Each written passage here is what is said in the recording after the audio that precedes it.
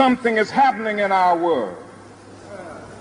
The masses of people are rising up, and wherever they are assembled today, whether they are in Johannesburg, South Africa, Nairobi, Kenya, Accra, Ghana, New York City, Atlanta, Georgia, Jackson, Mississippi, or Memphis, Tennessee, the cry is always the same: we want to be free.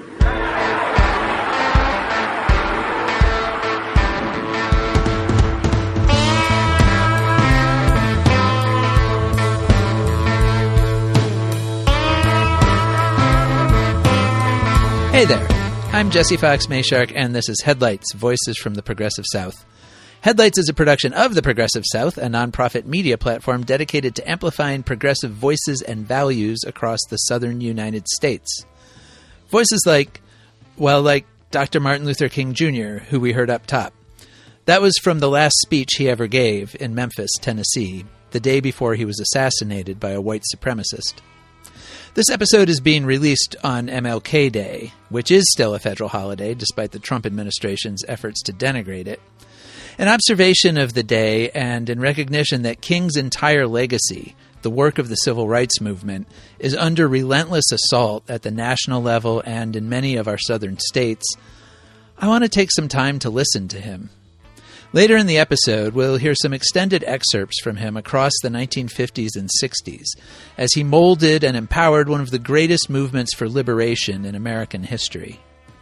King remains a fixture of our political and cultural iconography, but that hollowed position can obscure the breadth and scope of his thinking and his work. That's coming up. And in a coda of sorts, we'll also remember one of his fellow travelers on that hard road, Claudette Colvin, who died just last week. But first, our weekly news roundup. And we have an audio cue for this one. Give it to me, Seth. They're back! That's right. Like the undead religious fanatics of Poltergeist 2, legislators in many southern states returned to work last week. The halls of government in Montgomery, Tallahassee, Atlanta, Frankfort, Jackson, Columbia, Nashville, and Richmond are once again ringing with the hey buds and hi darlings of Capitol camaraderie, masking, as usual, a range of interests, ambitions, and lobbyist-fueled legislation. We'll be talking a lot about our state legislatures here in the coming months because they're always worth paying attention to, both to keep tabs on their various nefarious agendas and also in case they do anything good, which sometimes they do, as state legislators will always tell you if you ask them about the not-so-good things. Louisiana and Arkansas will start their government sessions in March and April, respectively. North Carolina's 2026 session will also start in April, with the caveat that the state's General Assembly is actually still in session from 2025. That's an effect of its unusual two-year calendar, which starts with a long session in odd-numbered years, followed by a much shorter one in even years. So the long session in North Carolina is set to wrap up by early April, just in time for the short session to start on April 21st. The only southern state with no session this year is Texas, where the legislature only meets in odd-numbered years. In fact, most legislatures try to minimize their time in the state capitol during even-numbered years for a simple political reason. State elections run in even years, and many states have limitations on legislators campaigning and fundraising while they're in session. So there's a strong incentive for them to adjourn as soon as possible and hit the trail. One thing we can expect in many southern states are further efforts aimed at undocumented immigrants. This is in line with the Trump administration's mass deportation campaign and the ramping up of federal immigration enforcement. States are ramping up too.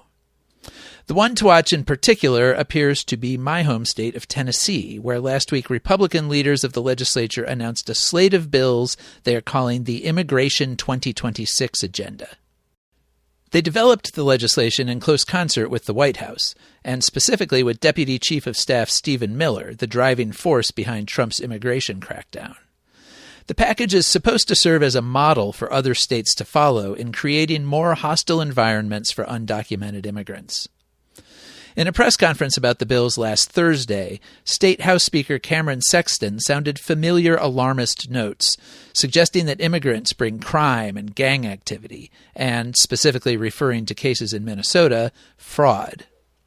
As the Tennessee Lookout reported, Sexton said, "We're going to lay out a path that's transparent, that checks legal status, that protects taxpayer, and also not allow locals to have weak compliance with state law. We're going to do what we can to make sure that if you're here illegally, we will have the data, we'll have the transparency, and we're not spending taxpayer dollars on you unless you're in jail." I just want to stop a minute and repeat that last part. We're not spending taxpayer dollars on you unless you're in jail. I'm not sure there's a better summary of the Southern conservative mindset when it comes to social services. Anyway, there are expected to be 9 or 10 bills in all. They haven't been filed yet, so we don't know the full details. But apparently they will, among other things, require all state and local agencies, schools, vehicle registration offices, public health departments, and other government services to check the immigration status of everyone they serve, and presumably not provide services to anyone who can't prove their legal presence in the country. This would be a huge change. Those kinds of government services are not typically trained or equipped to verify immigration status.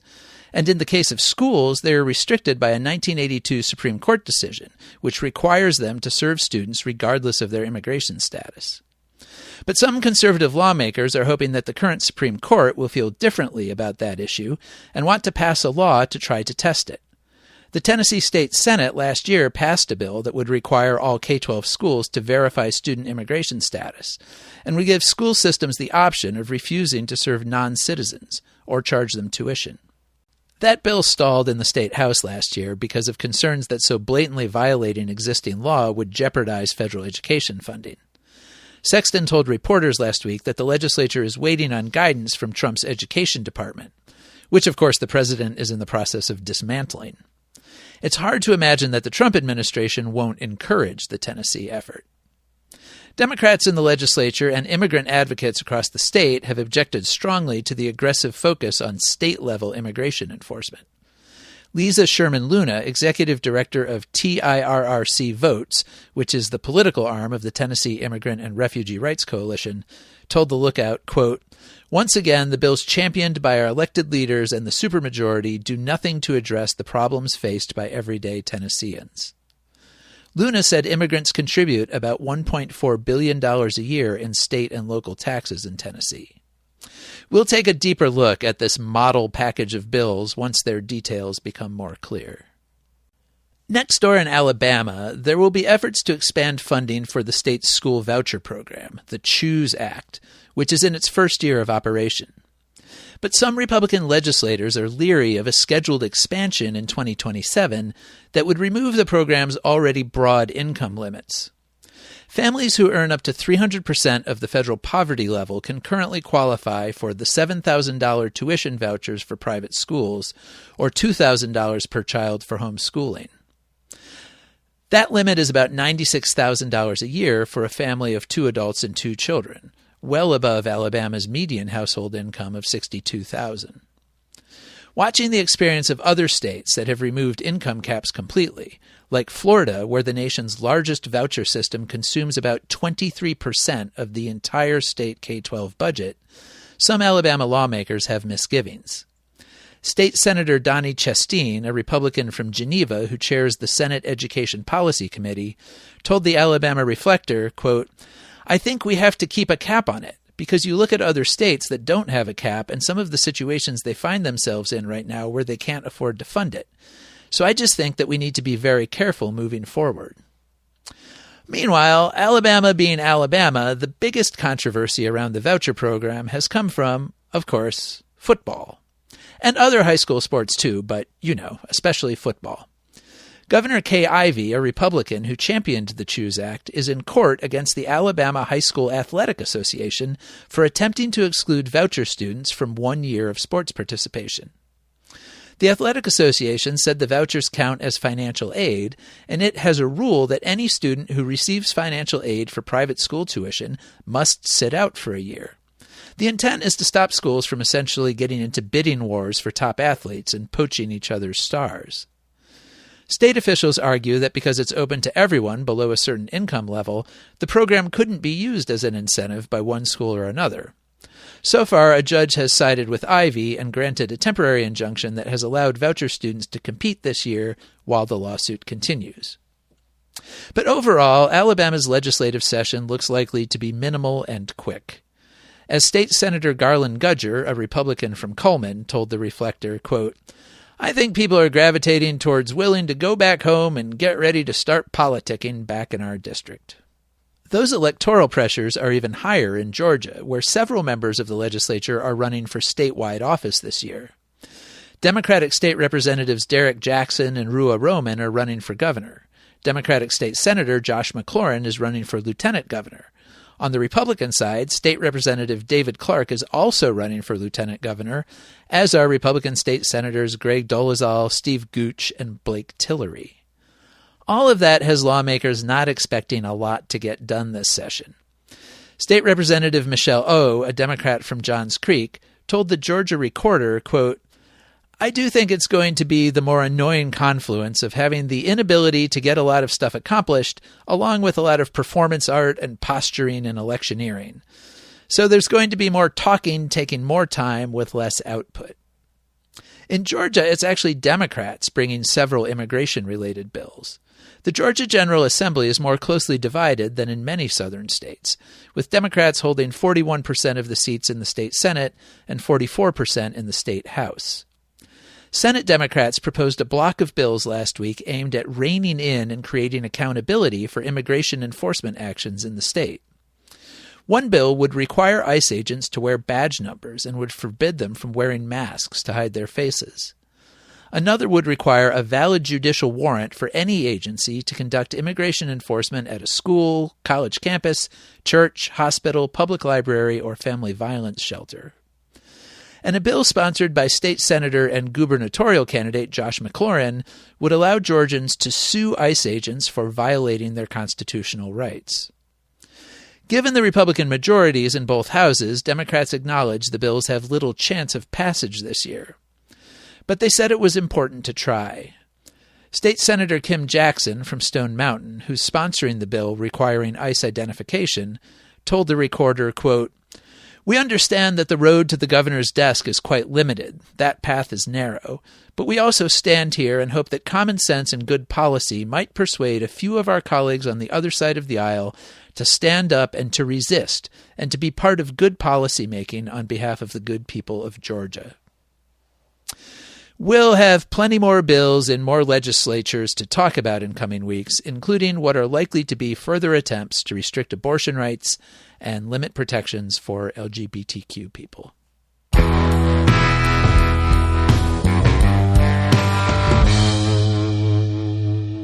Speaking of Georgia, it was, of course, the home of Martin Luther King Jr. You can see his literal home, the house where he was born, in the historic Sweet Auburn neighborhood in Atlanta. It's just down the street from Ebenezer Baptist Church, where both King and his father were ministers. Visiting the sites helps locate King geographically and specifically. They're reminders that he was not conjured mystically from America's best versions of itself to confront its worst, but was a man of a particular place and time, shaped by both.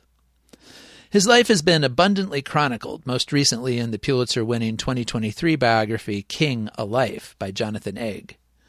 And his speeches and writings are well known and widely available. Despite that, for many Americans, especially the 75% or so of us who have been born since his murder, King often becomes more a symbol than a person. And a terribly simplified symbol, too, reduced to his "I have a dream" speech. And not even the whole speech, just that phrase, and the line about children being judged not on the color of their skin, but the content of their character. King was much more than an orator, of course. He was a tireless organizer and strategizer, moving from fight to fight and building momentum as he went. But oration was a great gift of his, and he knew it, and used it to communicate his mission and his vision, in measured but powerful tones that could erupt dramatically into a preacher's call for justice and redemption. So I thought this week would be a good time to just spend a little while hearing his voice, in many different venues, to different audiences, over many years. You can find links to the audio and transcripts of all of these in the show notes. The first clip comes from 1954, when King had just turned 25. He was a visiting preacher at Detroit's Second Baptist Church, where his father had also preached in the past. His sermon bore the title Rediscovering Lost Values, and it shows the young King confronting what he calls a messed-up world, with its looming threat of atomic annihilation. The central thrust is that human moral development hadn't kept pace with its technological development. The trouble isn't so much that we don't know enough, but it is that we aren't good enough. The trouble isn't so much that our scientific genius lags behind, but our moral genius lags behind. The great problem facing modern man is that the means by which we live have outdistanced the spiritual ends for which we live. And so we find ourselves caught in a messed up world. The problem is with man himself and man's soul. We haven't learned how to be just and honest and kind and true and loving. And that is the basis of our problem.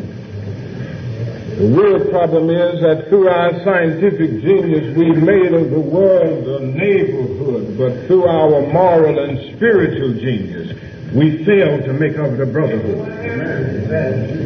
And the great danger facing us today is not so much the atomic bomb that was created by physical science. Not so much that atomic bomb that you can put in an airplane and drop on the heads of hundreds and thousands of people, as dangerous as that is. But the real danger confronting civilization today is that atomic bomb which lies in the hearts and souls of men, capable of exploding into the vilest of hate and into the most damaging selfishness. That's the atomic bomb that we've got to fear today. The problem is within man, within the heart and the soul of men. That is the real basis of our problem. My friends, Later that year, he was called to pastor Dexter Avenue Baptist Church in Montgomery, Alabama, where he served until 1959. During that time, he led the Montgomery bus boycott, the first major action of what became the civil rights movement. The boycott drew national attention to the fight against segregation, and King became a national figure. In 1956, a federal court ruled that Montgomery's segregated buses were unconstitutional, a major victory. In its wake, King founded the Southern Christian Leadership Conference, a coalition of black churches that became the backbone of the fight for integration. In a sermon at Dexter Avenue in April 1957, King urged his congregants and fellow activists to keep up the fight, that integrated buses were just a small step toward racial equality. He had just returned from a visit to Accra, Ghana, at the invitation of the West African nation's new Prime Minister, Kwame Nkrumah. King observed the country's independence ceremony, marking its separation from British colonial rule.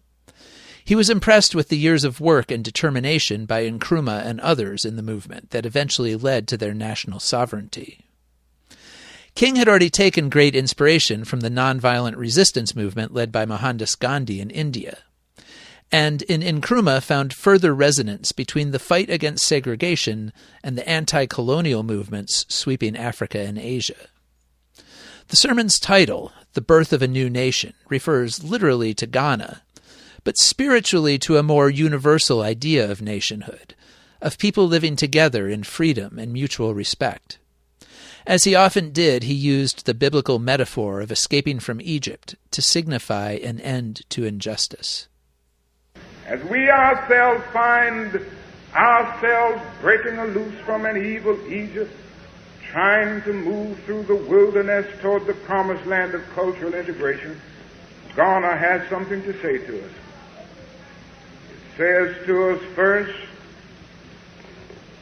that the oppressor never voluntarily gives freedom to the oppressed. You have to work for it. And if Nkrumah and the people of the Gold Coast had not stood up persistently, revolting against the system, it would still be a colony of the British Empire. Freedom is never given to anybody, for the oppressor has you in domination because he plans to keep you there, and he never voluntarily gives it up. And that is where the strong resistance comes. Privileged classes never give up their privileges without strong resistance. And so don't go out this morning with any illusion. Don't go back into your homes and around Montgomery thinking that the Montgomery City Commission and that all of the forces in the leadership of the South will eventually work out this thing for Negroes. It's going to work out. It's going to roll in on the wheels of inevitability. If we wait for it to work itself out, it will never be worked out. Freedom only comes through persistent revolt, through persistent agitation, through persistently rising up against the system of evil. The bus protest is just the beginning. Buses are integrated in Montgomery, but that is just the beginning. And don't sit down and do nothing now because the buses are integrated. Because if you stop now, we will be in the dungeons of segregation and discrimination for another 100 years. And our children and our children's children will suffer all of the bondage that we have lived under for years. It never comes voluntarily. We've got to keep on keeping on in order to gain freedom. It never comes like that. It would be fortunate if the people in power had sense enough to go on and give up, but they don't do it like that. It is not done voluntarily, but it is done through the pressure that comes about from people who are oppressed. At the same time, he made clear that he believed that pressure needed to take the form of nonviolence in order to succeed, politically as well as morally. Mentioning several local Montgomery officials by name, he said change brought by violence would lead to more violence, while change brought by nonviolence could lead to understanding. The aftermath of nonviolence is the creation of the beloved community. The aftermath of nonviolence is redemption. The aftermath of nonviolence is reconciliation. The aftermath of violence, however, is bitterness. And this is the thing I'm concerned about. Let us fight passionately and unrelentingly for the goal of justice and freedom. But let's be sure that our hands are clean in the struggle. Let us never fight with falsehood and violence and hate and malice, but always fight with love, so that when the day comes that the walls of segregation have completely crumbled in Montgomery, that we will be able to live with people as their brothers and sisters. Oh, my friends, our aim must be not to defeat Mr. Inglehart, not to defeat Mr. Sellers and Mr. Gale and Mr. Parks. Our aim must be to defeat the evil that's in them. But our aim must be to win the friendship of Mr. Gale and Mr. Sellers and Mr. Inglehart. We must come to the point of seeing that our ultimate aim is to live with all men as brothers and sisters under God, and not be their enemies or anything that goes with that type of relationship. Besides his preaching and speeches at rallies, King became a media fixture. In 2009, an interview with King, originally broadcast in 1959 on the public television station KCTA in Minneapolis, was discovered after having been thought lost for decades. In a half-hour conversation with L. Howard Bennett, a civil rights leader and Minnesota's first African-American judge, King laid out the broad strokes of his philosophical, moral, and political ideas. In this clip, he talks about the importance of fighting evil with love rather than hate.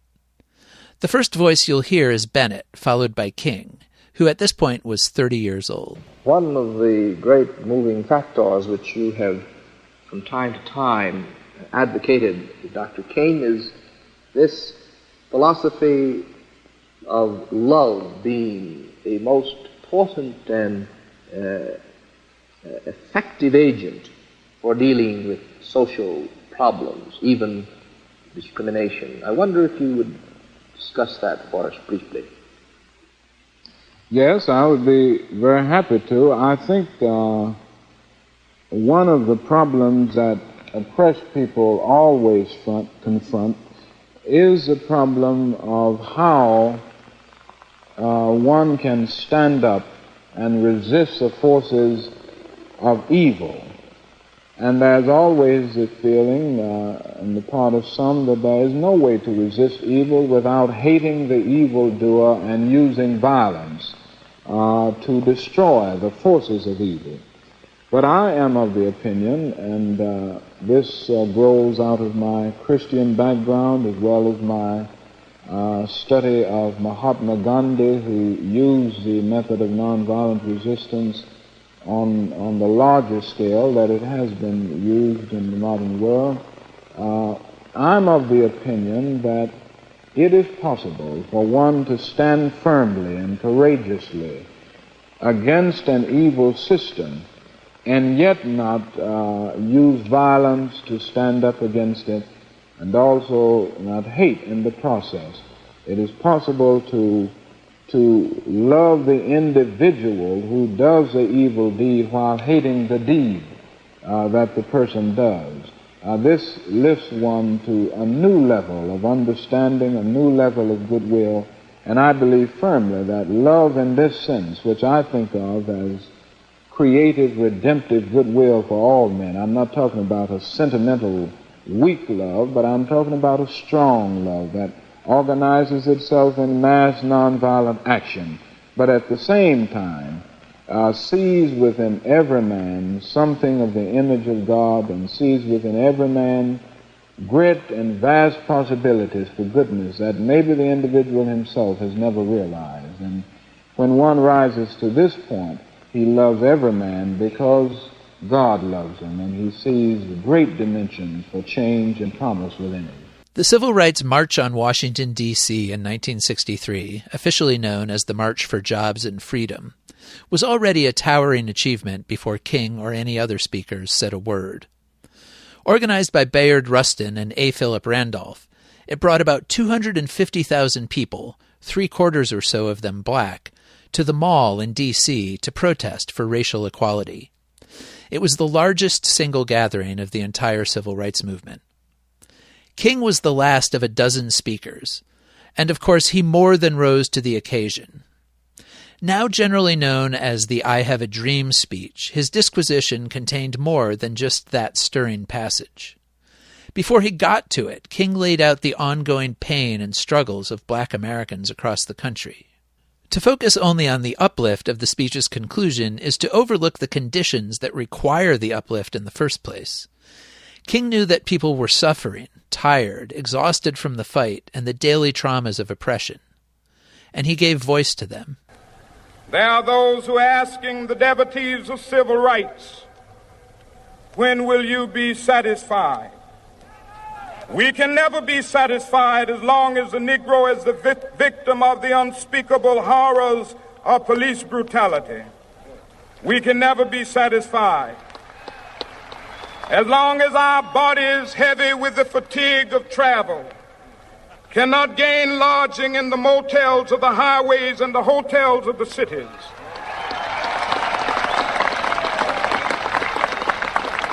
We cannot be satisfied as long as the Negro's basic mobility is from a smaller ghetto to a larger one. We can never be satisfied as long as our children are stripped of their selfhood and robbed of their dignity by signs stating for whites only.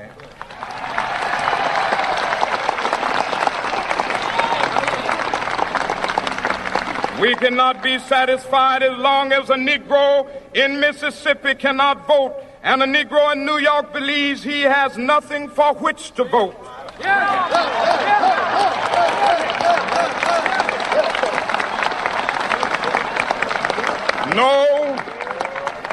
No, we are not satisfied, and we will not be satisfied until justice rolls down like waters and righteousness like a mighty stream.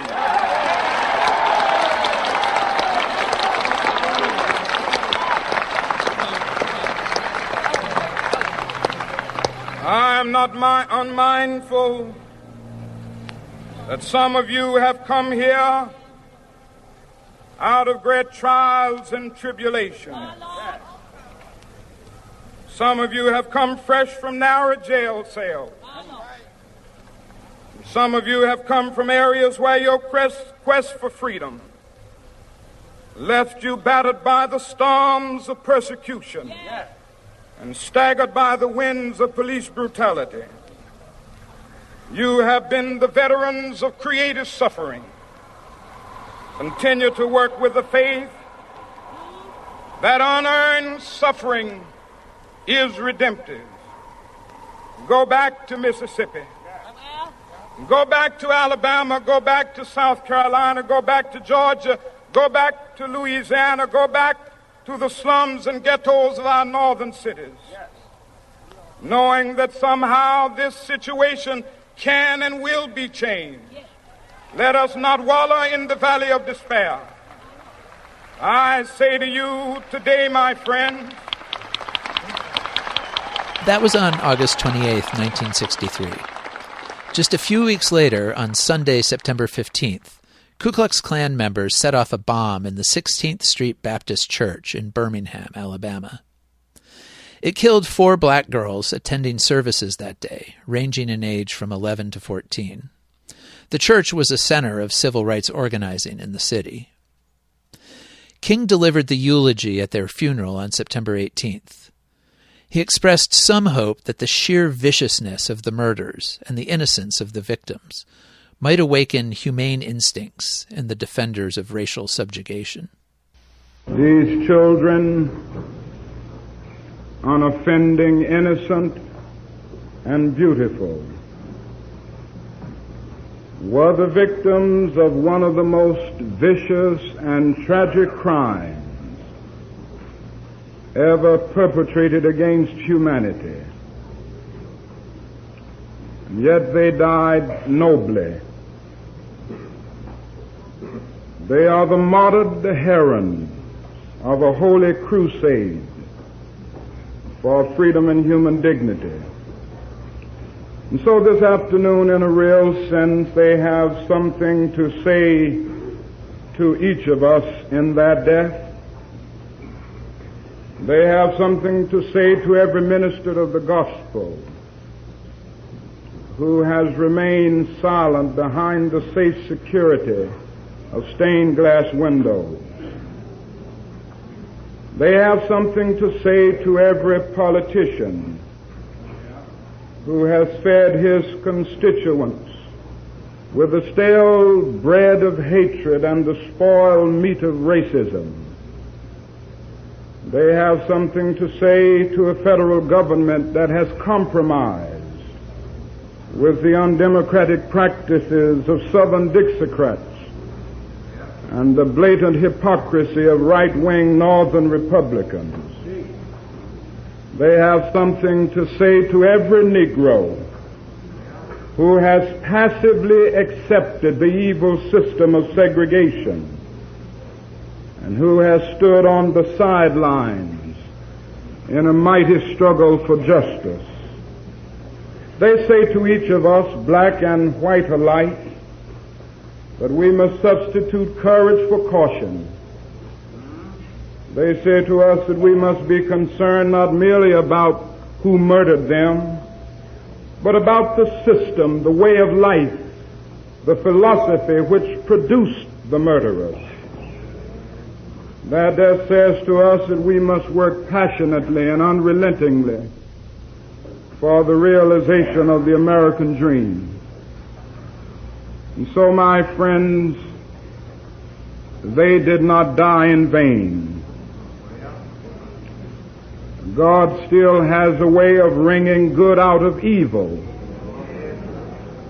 And history has proven over and over again that unmerited suffering is redemptive.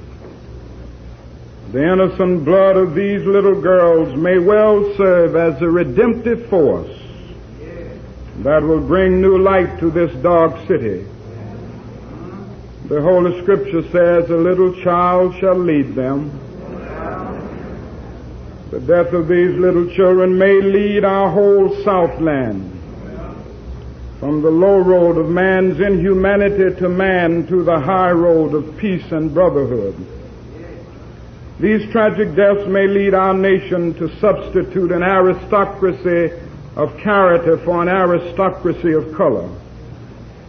The spilled blood of these innocent girls may cause the whole citizenry of Birmingham to transform the negative extremes of a dark past into the positive extremes of a bright future. Indeed, this tragic event may cause the white South to come to terms with its conscience. Of course, the deaths of the 4 girls did not cause the white South to come to terms with its conscience, but it did help build national political momentum for the passage of the Civil Rights Act the following year. On July 2, 1964, King stood behind President Lyndon B. Johnson as he signed the bill into law in the East Room of the White House. Later that year, King was named the recipient of the Nobel Peace Prize. Arriving in Oslo to accept it, he cautioned that the United States was not yet at peace when it came to racial equality. But he said he understood the award as a recognition not only of the civil rights movement's accomplishments, but of its principled dedication to nonviolence. And he expressed hope that his country could follow suit. After contemplation, I conclude that this award which I receive on behalf of that movement is a profound recognition that nonviolence is the answer to the crucial political and moral questions of our time. The need for man to overcome oppression and violence without resorting to violence and oppression. Civilization and violence are antithetical concepts. Negroes of the United States, following the people of India, have demonstrated that nonviolence is not sterile passivity, but a powerful moral force which makes for social transformation. Sooner or later, all the peoples of the world will have to discover a way to live together in peace and thereby transform this pending cosmic elegy into a creative psalm of brotherhood. If this is to be achieved, man must evolve for all human conflict a method which rejects revenge, aggression, and retaliation. The foundation of such a method is love. The tortuous road which has led from Montgomery, Alabama to Oslo bears witness to this truth.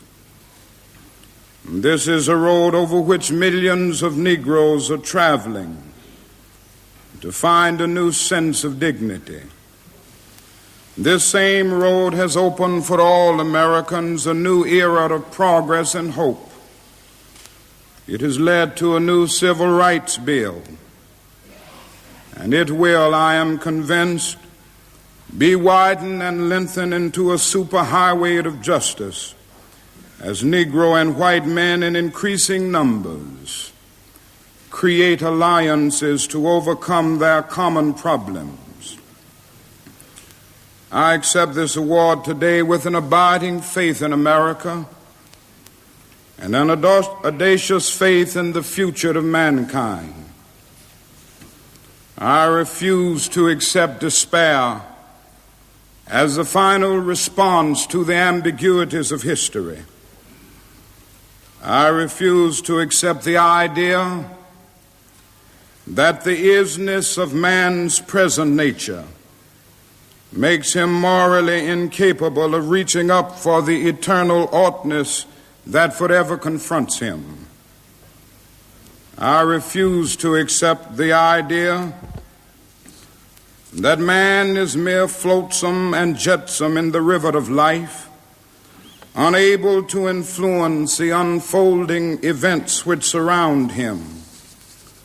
I refuse to accept the view that mankind is so tragically bound to the starless midnight of racism and war that the bright daybreak of peace and brotherhood can never become a reality. Alongside signing the Civil Rights Act and then the Voting Rights Act, LBJ was, of course, ramping up American involvement in Vietnam's Civil War, leading to a full-scale commitment of U.S. troops in 1965. Nearly 2,000 Americans were killed there that year, followed by more than 6,000 in 1966 and more than 11,000 in 1967. As the anti-war movement grew, King came to understand it as an extension of his own fights for justice and nonviolence. Always aware of liberation movements across the globe, he saw the U.S. involvement in the war as emblematic of American pursuit of power and wealth, at the expense of the poor people of the world. At Riverside Church in New York City on April 4th, 1967, he delivered a speech called Beyond Vietnam, A Time to Break the Silence, the title of which acknowledged the pressure and expectation that had been growing for him to directly address the war.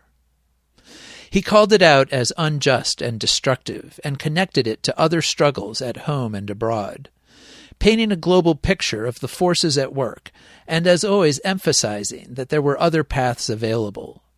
He characterized the anti-colonial fights for freedom and the battles for equality in the United States as part of a worldwide revolution for human rights. As he had in Detroit 13 years earlier, he called for a change in social and cultural values. I am convinced that if we are to get on the right side of the world revolution, we as a nation must undergo a radical revolution of values. We must rapidly begin the shift from a thing-oriented society to a person-oriented society, when machines and computers, profit motives and property rights are considered more important than people. The giant triplets of racism, extreme materialism, and militarism are incapable of being conquered. A true revolution of values will soon cause us to question the fairness and justice of many of our past and present policies. On the one hand, we are called to play the Good Samaritan on life's roadside. That will be only an initial act. One day we must come to see that the whole Jericho road must be transformed, so that men and women will not be constantly beaten and robbed as they make their journey on life's highway. True compassion is more than flinging a coin to a beggar. It comes to see that an edifice which produces beggars needs restructuring.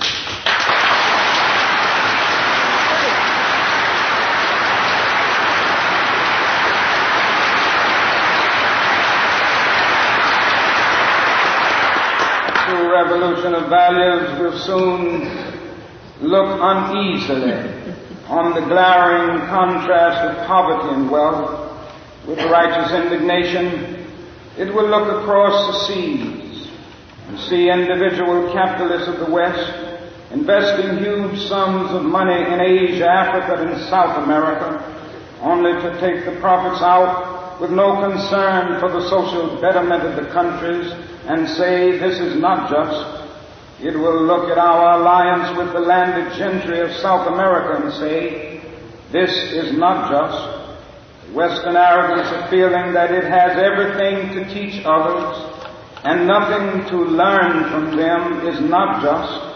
A true revolution of values will lay hand on the world order and say of war, this way of settling differences is not just. This business of burning human beings with napalm, of filling our nation's homes with orphans and widows, of injecting poisonous drugs of hate into the veins of peoples normally humane, sending men home from dark and bloody battlefields, physically handicapped and psychologically deranged, cannot be reconciled with wisdom, justice, and love. A nation that continues year after year to spend more money on military defense than on programs of social uplift is approaching spiritual death.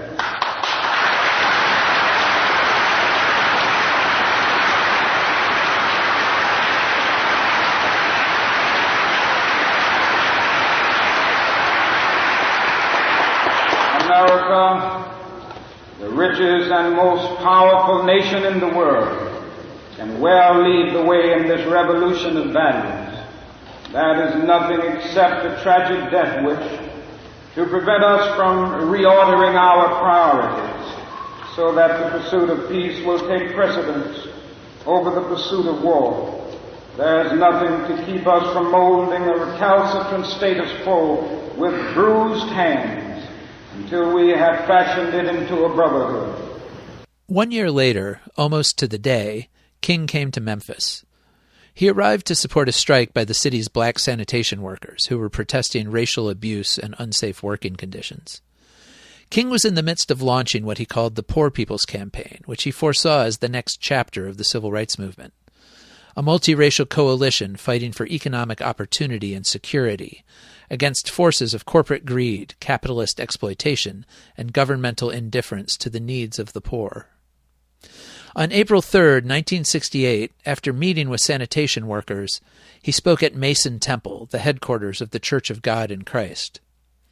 His speech, known as "I've Been to the Mountaintop," is probably the second best-known speech of his life, because of both what he said and what happened after. It opens with a fairly dazzling overview of millennia of human effort and achievement, touching down in different eras and places before alighting in the present and surveying the world around. Something is happening in Memphis, something is happening in our world. And you know, if I was standing at the beginning of time with the possibility of taking a kind of general and panoramic view of the whole of human history up to now, and the Almighty said to me, "Martin Luther King, which age would you like to live in?" I would take my mental flight by Egypt, and I would watch God's children in their magnificent trek from the dark dungeons of Egypt through, or rather across the Red Sea, through the wilderness on toward the Promised Land. And in spite of its magnificence, I wouldn't stop there. I would move on by Greece and take my mind to Mount Olympus. And I would see Plato, Aristotle, Socrates, Euripides, and Aristophanes assemble around the Parthenon.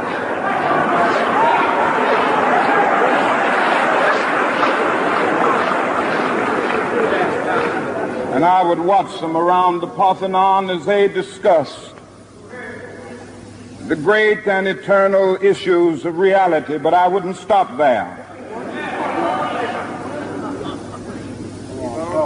I would go on even to the great heyday of the Roman Empire.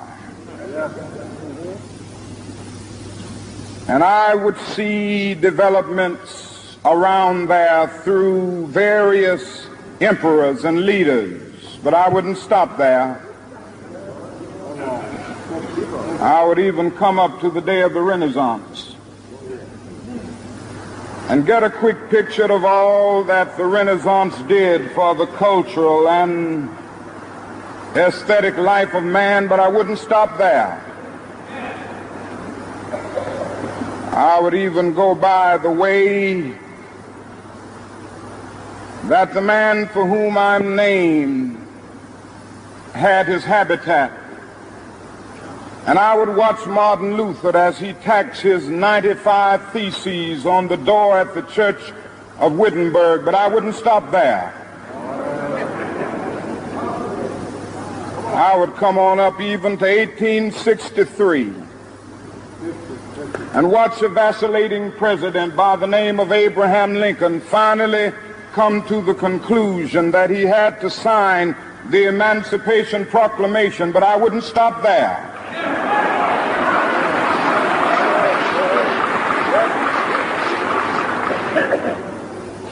I would even come up to the early 30s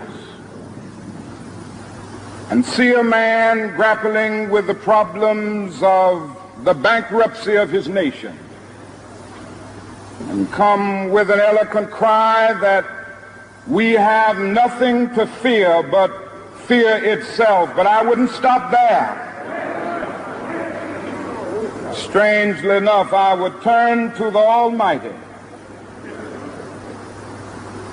and say, if you allow me to live just a few years in the second half of the 20th century, I will be happy.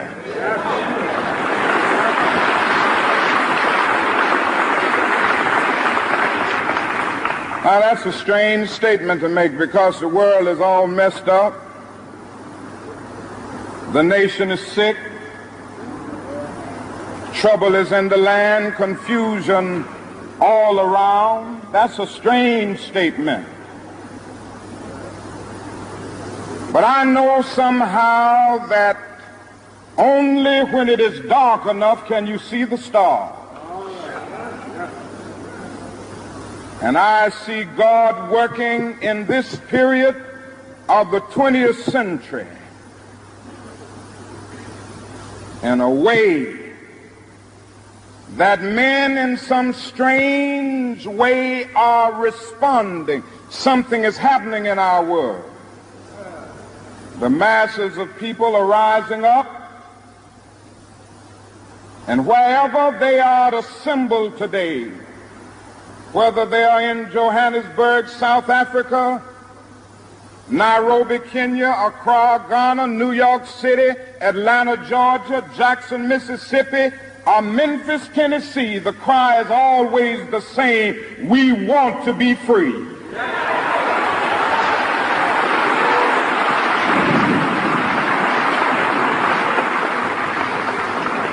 And another reason that I'm happy to live in this period is that we have been forced to a point where we are going to have to grapple with the problems that men have been trying to grapple with through history, but the demands didn't force them to do it. Survival demands that we grapple with them. Men for years now have been talking about war and peace, but now no longer can they just talk about it. It is no longer the choice between violence and nonviolence in this world. It's nonviolence or non-existence. That is where we are today. The speech comes to a compelling and unavoidably haunting close as King recounts threats on his life. They had been an ever-present fact for him for more than a decade. His house in Montgomery was bombed in 1956. In 1958, he was stabbed by a mentally ill woman at a book signing in Harlem. He had obviously given the possibility a lot of thought. And he told the crowd at the church that while he hoped for many more years, he had already seen the inevitable coming of justice. It really doesn't matter what happens now. I left Atlanta this morning, and as we got started on the plane, there were 6 of us. The pilot said over the public address system, "We are sorry for the delay, but we have Dr. Martin Luther King on the plane, and to be sure that all of the bags were checked, and to be sure that nothing would be wrong on the plane, we had to check out everything carefully, and we've had the plane protected and guarded all night." And then I got into Memphis, and some began to say the threats, talk about about the threats that were out. What would happen to me from some of our sick white brothers? Well, I don't know what will happen now. We've got some difficult days ahead. But it really doesn't matter with me now, because I've been to the mountaintop. I don't mind. Like anybody, I would like to live a long life. Longevity has its place. But I'm not concerned about that now. I just want to do God's will. And He's allowed me to go up to the mountain.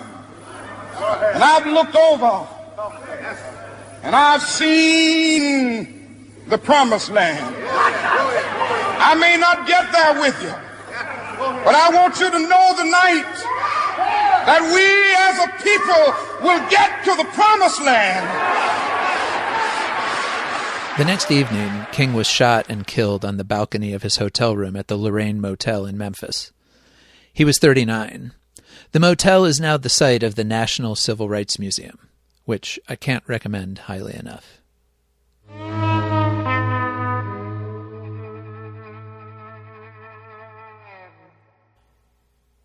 To wrap up, I want to offer a short memoriam for a more recent passing, which also resonates with King's legacy. Claudette Colvin died last Tuesday, January 13th, at the age of 86. Her name is not as well known as Rosa Parks's, but she too was arrested for refusing to give up a seat on a Montgomery bus. And she played a crucial role in the bus boycott and the movement that grew from it.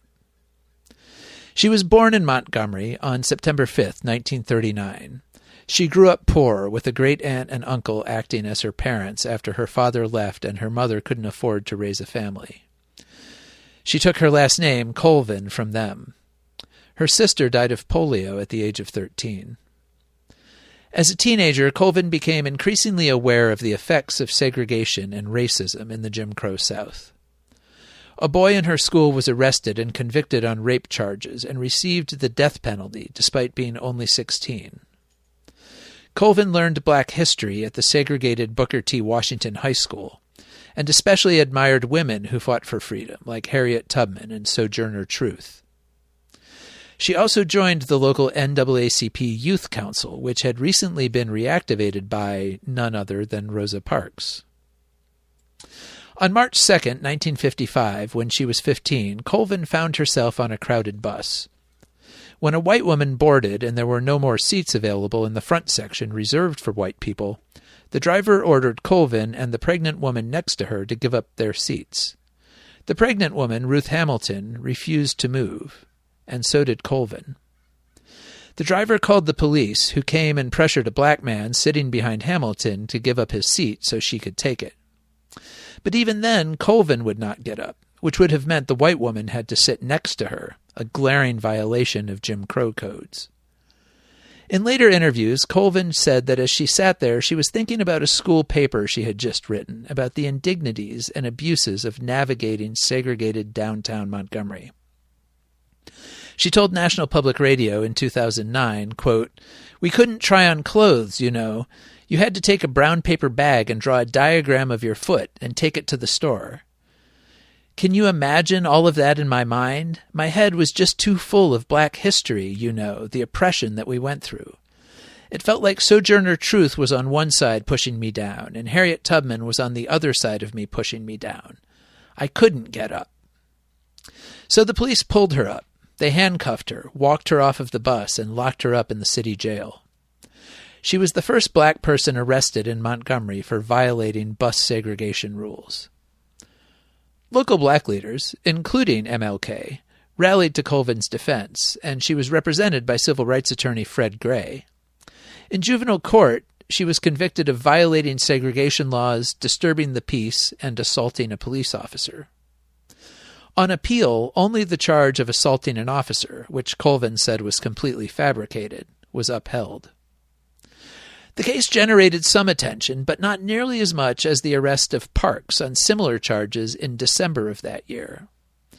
Parks's arrest became the spark for the citywide bus boycott, and Parks herself, who was 23 years older than Colvin and already a longtime NAACP activist, became a symbol of resistance in a way that never quite accrued to the younger woman. But Colvin made a further legal mark. In 1956, as the boycott was underway, she was one of 4 black women represented by Gray who filed a class-action lawsuit challenging the constitutionality of Montgomery's bus segregation. Colvin testified in court during the case, Browder v. Gale. The result was a 2-to-1 ruling from a 3-judge federal panel that found that transportation segregation in Montgomery did indeed violate the Equal Protection Clause of the 14th Amendment. The state appealed the case, and the boycott continued until the U.S. Supreme Court upheld the ruling late in the year. The boycott officially ended on December 20th, 1956. A few years later, Colvin moved with a baby son to New York City, where she eventually found work as a nurse's aide, a job she did for more than 30 years. She never became the household name that Parks did, something she attributed in later interviews partly to Parks having lighter skin and seeming more presentable. Colvin never particularly sought recognition, but over the years many historians and journalists rescued her story from obscurity. She was featured in many articles and interviews over the past 25 years. And her death is a reminder of how close and recent the entire history of the civil rights movement really is, how new and therefore fragile its victories are, and how still very present its struggles are. A woman who was already 15 when she was arrested for violating Jim Crow laws in Alabama was still with us in the here and now until just last Tuesday. Rest in peace, Claudette Colvin.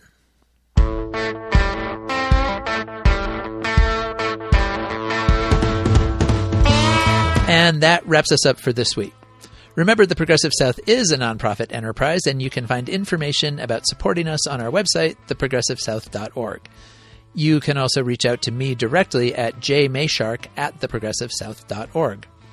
Thanks to our friends in Bark for our theme music, and to Lord Seth the Libertarian for his production work at Barbarian Productions. And thanks to you for listening. Talk to you next time.